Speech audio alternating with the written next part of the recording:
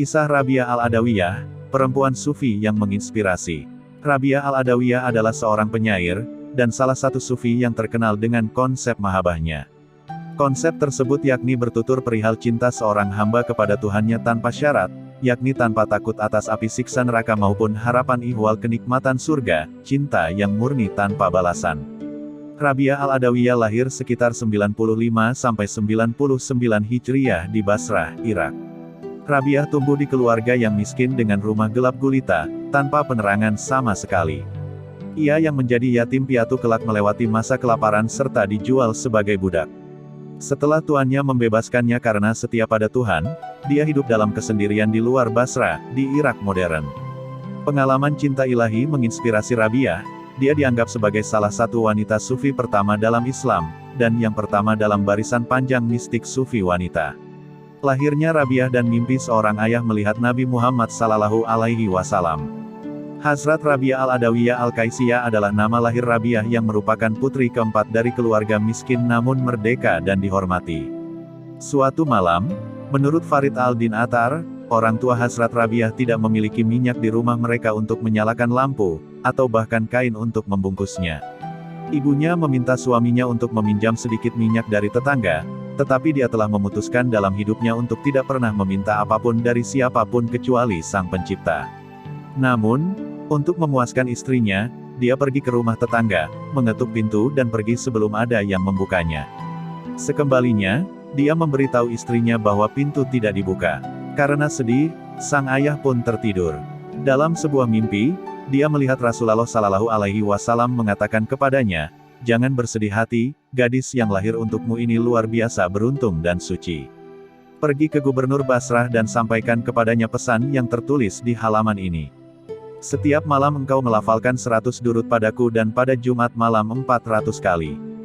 Jumat malam lalu engkau lupa melafalkan durud. Sebagai kompensasi atas kelalaian ini, beri orang ini 400 dinar." Ayah Hazrat Rabiah bangun sambil menangis kegirangan.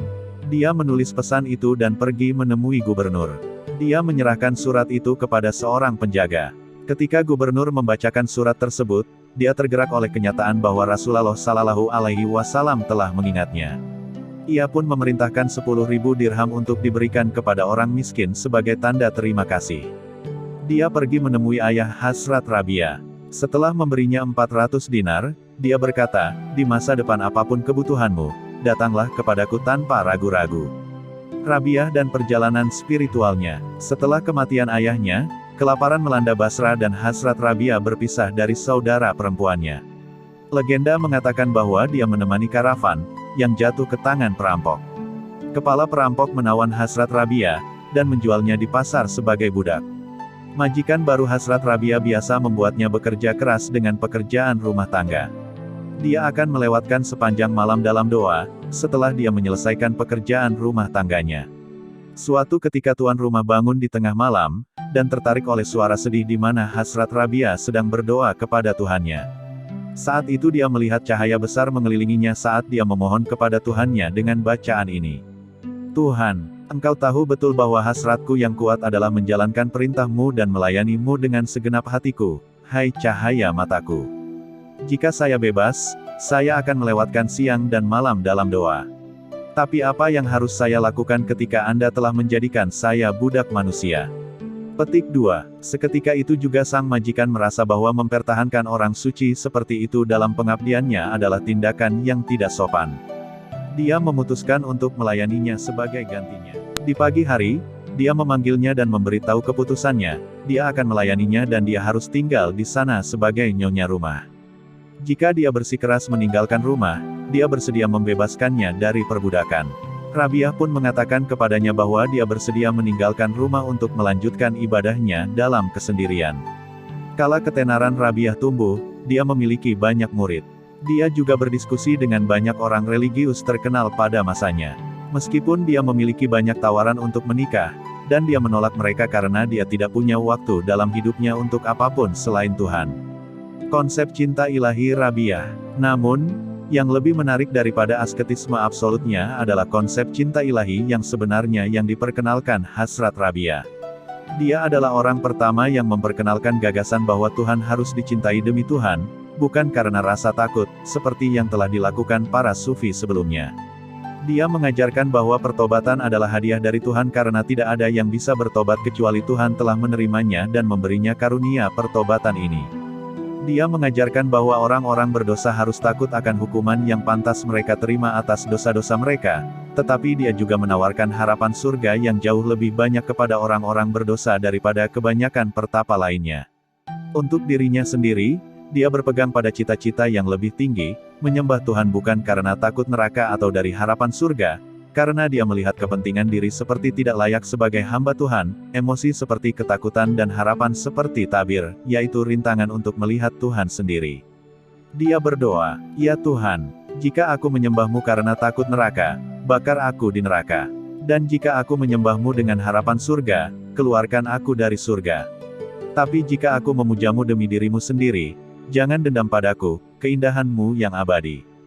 Melalui perbuatan dan tindakannya, Rabia al-Basri tidak cocok dengan peran tradisional perempuan dalam masyarakat pada masanya, sebaliknya dia menjalani kehidupan mandiri dan menjadi berpengaruh di antara lingkaran teolog dan cendekiawan. Sepanjang waktunya, dia adalah seorang wanita yang memberikan teladan bagi orang lain untuk diikuti. Kisah sufi perempuan yang ingin membakar surga dengan obor. Sufi perempuan tersebut adalah Rabia al-Adawiyah. Nama Rabia al-Adawiyah dalam jagat tasawuf cukup melegenda. Dia digelari Syahidat al-Isya al-Ilahi, sang saksi kerinduan ilahi. Keikhlasannya beribadah banyak dinukilkan di berbagai kitab tasawuf. Rabia dikenal dengan keikhlasannya dalam beribadah hingga tak ada lagi di relung hatinya untuk takut terhadap neraka ataupun mengharap surga. Kecintaan Rabiatul Adawiyah kepada Allah Subhanahu wa Ta'ala membuatnya kian dekat dari waktu ke waktu. Dikisahkan bahwa suatu siang Rabia al-Adawiyah tengah berjalan di kota Baghdad sambil menenteng air dan memegangi obor di tangan kirinya. Seseorang pun bertanya kepada beliau hendak dikemanakan air dan obor tersebut. Rabia al-Adawiyah pun menjawab, "Aku hendak membakar surga dengan obor dan memadamkan neraka dengan air ini. Agar orang tidak lagi mengharapkan surga dan menakutkan neraka dalam ibadahnya." Keikhlasan ibadah Rabia al-Adawiyah merupakan bukti bahwa jiwanya tenang dan nyaman. Tak ada yang perlu ditakutkan dan tak ada yang perlu dirisaukan atas imbalan-imbalan ibadah yang dilakukan. Mencintai Allah baginya adalah dengan mencintai Sang Maha Segalanya, menjalankan perintahnya dan terus mendekat kepadanya. Allah berfirman dalam Al-Quran Surah Ar-Ra'd ayat 28-29 berbunyi, "Allazina amanu wa tatmainu qulubuhum ala bizikrillahi tatmainul qulub. Allazina amanu wa amilus salihati tubalahum wa husnu ma'ab." Yang artinya, yaitu orang-orang yang beriman dan hati mereka menjadi tentram dengan mengingat Allah. Ingatlah, hanya mengingat Allah hati menjadi tentram. Orang-orang yang beriman dan mengerjakan kebaikan, mereka mendapatkan kebahagiaan dan tempat kembali yang baik. Mereguk hikmah keikhlasan ibadah Rabia al-Adawiyah memang terlihat berat bagi hamba seperti kita.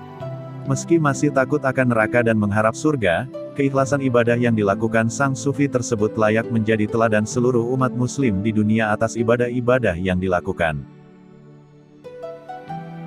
Kisah ini diambil dari berbagai sumber. Jangan lupa like, komen dan subscribe channel Lorong Waktu ini. Terima kasih.